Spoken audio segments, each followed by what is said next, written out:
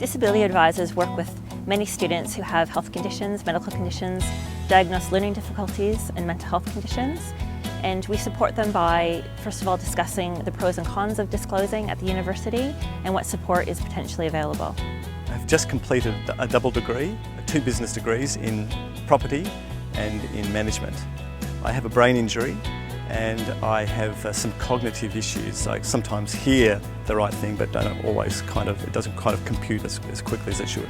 My disability has been one that has impacted on the ability to get my assignments in on time and the criteria for the readings. I contacted the LTU, they put me in touch with a disability advisor and he was able to create an access plan for me, tailored for me, and it was like a major sense of relief to have that. Access plans outline the impact of a student's condition, so we don't name the condition on an access plan, we talk about the functional impact, so things like tiredness or difficulties meeting deadlines. Access plans are confidential within the university and it's up to the student to provide an access plan to academic staff members. I would let all my teachers and lecturers know what my disability was. From the first week I would send them all an email with my access plan so they knew what I was struggling with. I have about 650 students in my first year course, and so I get to see a lot of students with access plans. Most students, when they have got an access plan, they actually send me a copy via email, but I always like to meet with them personally because I feel like it's a whole lot easier to do that face to face and they can explain exactly what they need. That way I can actually sit down and talk with them through the course, through the assessment activities, and then we can actually sit down and personalise the course to their needs. The staff that I've disclosed to are very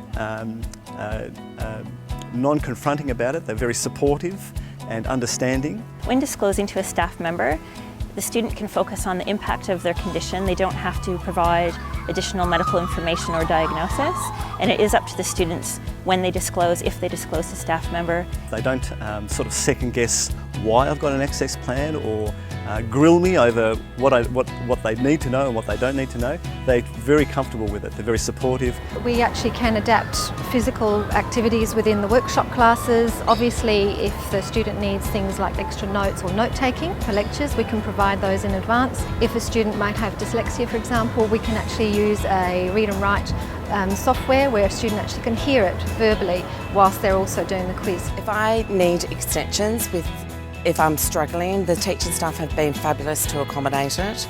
As long as you keep informing them what's going on and what's happening, they're more than happy to give you the extensions and help you get through. I've always sort of think about it as being able to allow a student to actually reach their full potential, and if we're putting in barriers that are easily accommodated, then that's unfair. So to me it's a justice issue and we actually have to make it a much more equal playing field for all students. I've studied for 4 years. I've covered off on 2 degrees and I've done relatively well. I'm quite happy with my performance, and it's such a relief to know that I've been able to achieve that, and it's largely due to the fact that I've had an access plan there in place. Remember, the Disability Service is here to help. Please come on in and make an appointment with us and we can discuss whether an access plan would be supportive in your circumstance. And if you'd like to come in and update your access plan, it's a good idea to touch base with us if you've developed any new conditions impacting on your study, or just to see if there's any further support that we can give.